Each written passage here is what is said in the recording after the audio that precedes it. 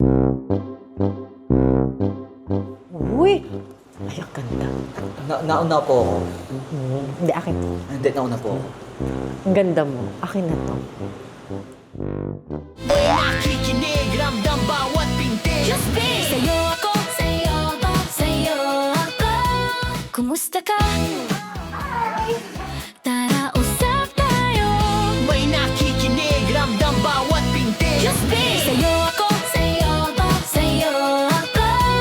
Sa'yo ako, sa'yo ako. Grabe, malaki na ang blessing sa buhay ng Queen of Transition na si John Mark Gon. Ngayon, mas kilalanin natin siya. Ay, hello, Hello! po!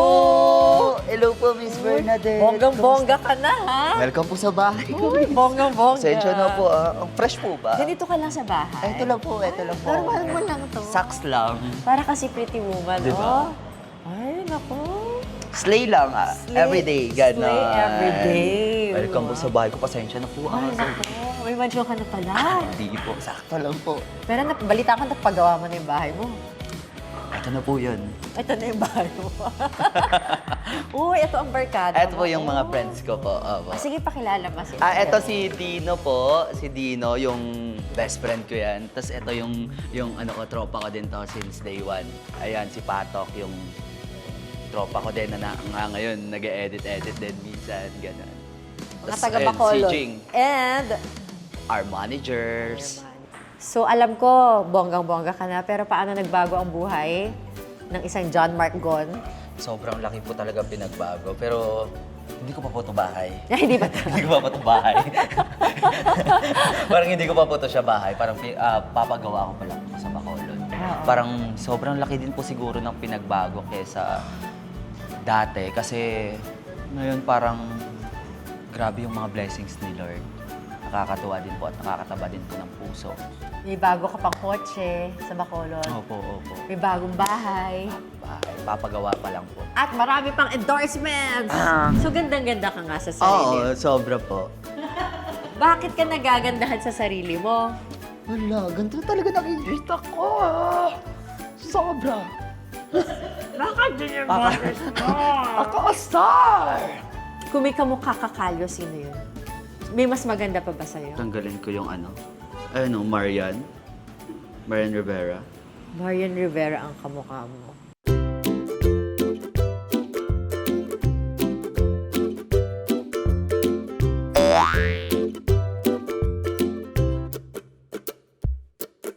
Tayo magpa-picture. Yoko. Ano talaga? Halika na, okay na. Ayoko na, okay na. Stop! Sandali! Sinong mas maganda, si Marian o ikaw? Para sa akin lang po. Pasensya na po, Ate Marian, pero ako po talaga eh. Sorry po. Masakit po yung katotohanan, te, pero sorry po. Ako po talaga, sorry.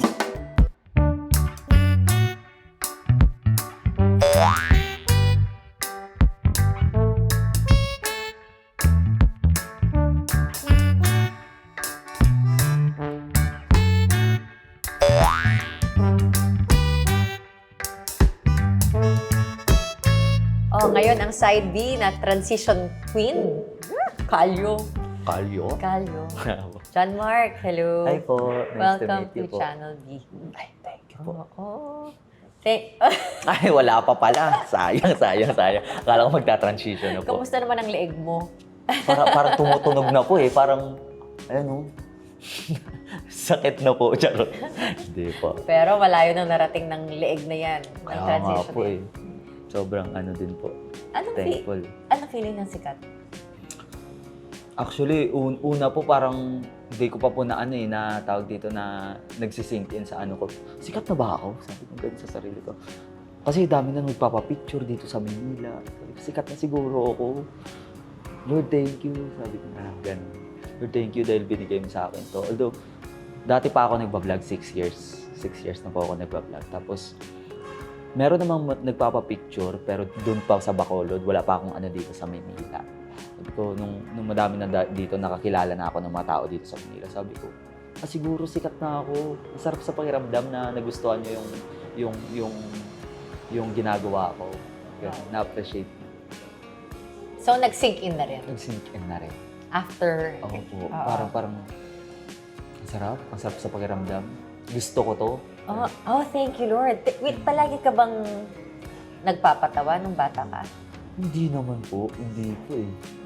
Parang, siguro pagkatuwaan lang, pagkasama yung mga kaibigan, Ilan kayo magkakapatid? 2 po.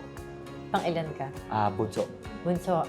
Tapos, gusto mo maging police noon? Before Criminology. po, opo. Nung Pero- lumalaki ka, Actually, hanggang ano lang po ako, grade 12. hindi mo natapos? Hindi ko na po tinapos. Actually, pag-graduate na eh.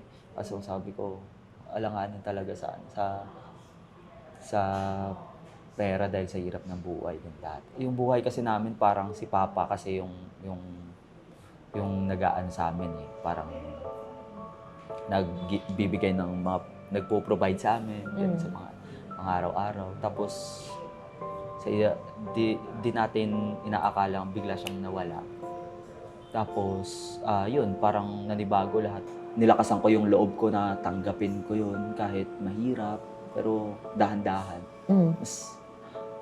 Siguro mas naging okay din po siya na ganun. Kasi kung nandito pa siguro si Papa ngayon, siguro hindi ako eto ngayon. Bakit? Kasi dati parang okay na ako basta kasama ko na siya eh. Kasi hindi niya kami tinuruan dati kung paano magtrabaho kayo ng ano. Magtrabaho kayo ng ano para sa ano nyo. Basta dati makakain na po 3 beses sa isang araw, okay na po. Biglang na ano eh. Bigla siyang nawala. Tapos nanibago ko sa ano. Tapos parang sabi ko sa sarili ko, ba't ganun?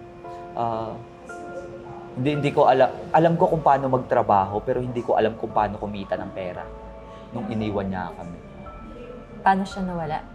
Actually, hindi ko alam kung naniniwala po kayo sa probinsya kasi uso yung mga ano, tawag dito, ulam. Mga ganun. Yun, ginanon po siya. Isang araw lang po siya sa ospital, tapos biglang lumaki yung tiyan. Biglang lumobo. Tapos wala pang 24 hours, bigla na lang siya na ano. Lumobo yung tiyan, tas nawala na lang. Oo, nawala na lang bigla. Tapos walang findings yung doktor. Palaging nababanggit mo ang papa mo. Opo.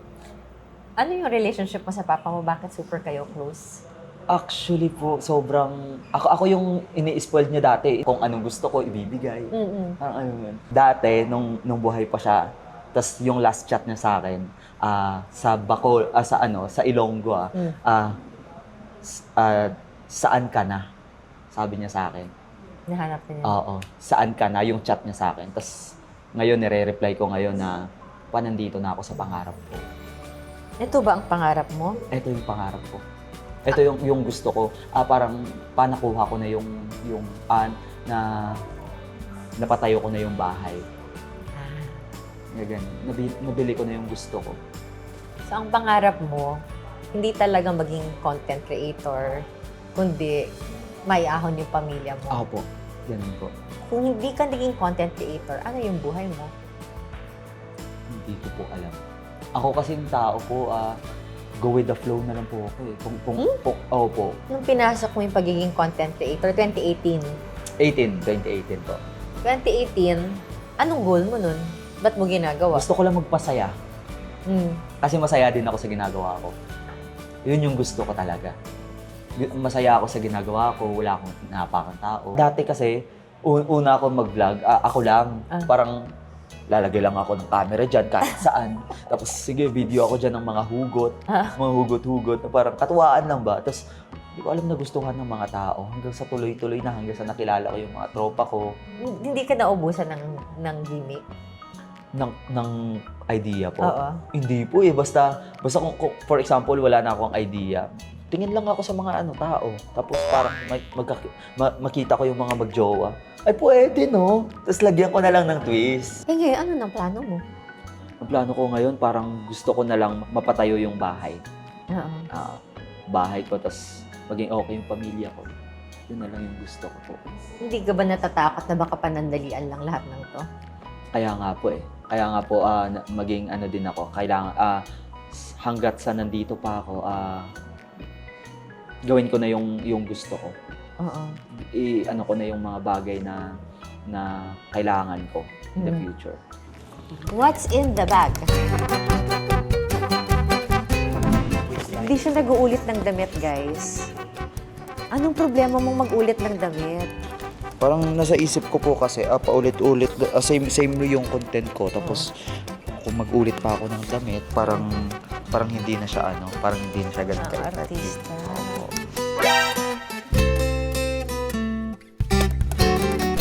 Tuturuan ko po kayo kung paano mag-ano. Sige. Sige po.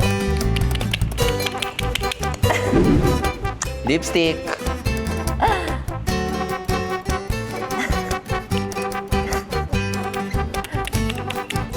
Kailangan po nakagano. So, ito yung gamit nating pang ngayon. Ito na siya. Kasi parang natatanggal na po yung mga natatanggal na po yung mga ko sa marker. Kaya nakaramdam na po. Ito na po ngayon.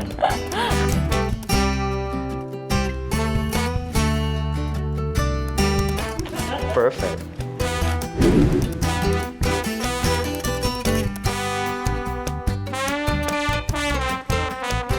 Blush onings. Yes, guys. Ayan. Yung parang hindi ka pa nasampal, ang pula na ng mo. Ganon yun. Dapat gaganon ka talaga pag naglagay ka ng blush on. Para makuha mo yung gusto Bakit mo. kailangan mo na yung may malaki kang nunal? Sinong ginagaya mo nung naglagay ka ng malaki? Wala po eh. Parang di ko alam ba't nandito siya. Meron nga time nung sobrang nagmamadali na kami kasi umahabol kami sa araw. Ala, nalipat dito. Kaya sabi ng mga nagko-comment, ba't lumipat? Sabi ko, naka-schedule yan. Hayaan nyo na lang. Hindi naman kayo inaano. Anong personality ni Calio? Ganda lang. I love that. I love that. Confident, Totoo ba? no? Si Calio confident. Confident siya. So I guess maraming gustong maging Calio. Oo, mukhang kalyo. Iba yun. Sa mukhang to, madaming gusto. Hindi siguro. Ito na po siya. Final look.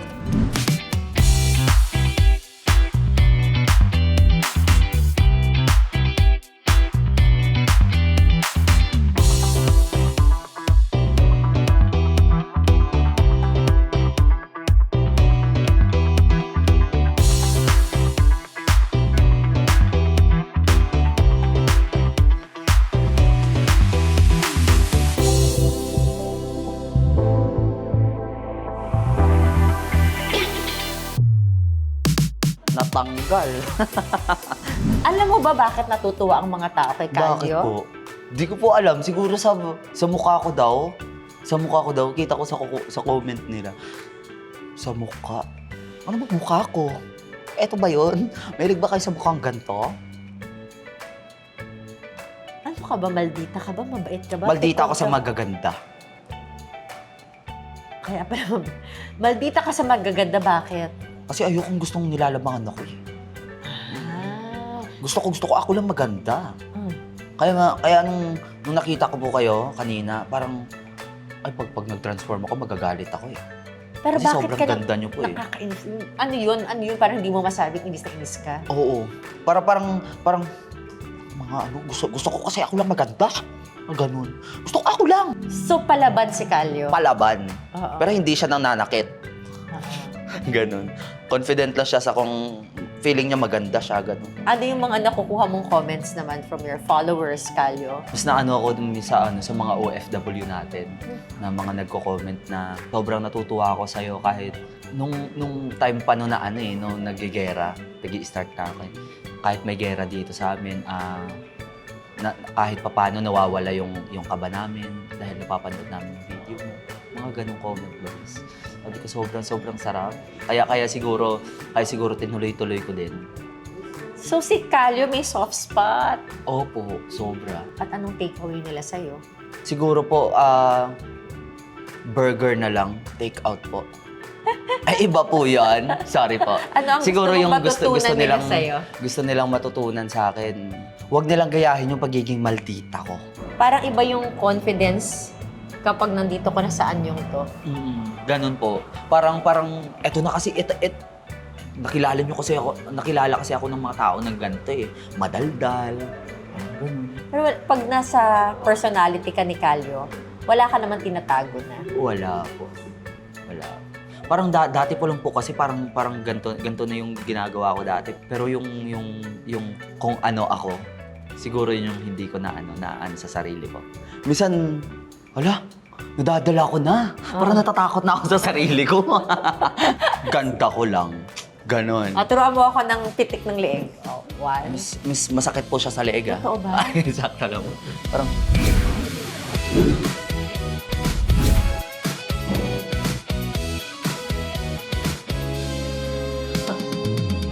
parang kinikilig ka na parang...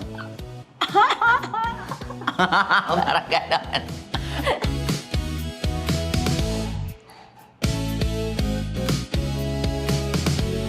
That's the other side of Gon and Calio. Sa'yo ako. Sa'yo ako. Ako'y sa'yo, ganyan ang Pilipino. Bibigay Parang iba yun. sa'yo ako, sa'yo ako.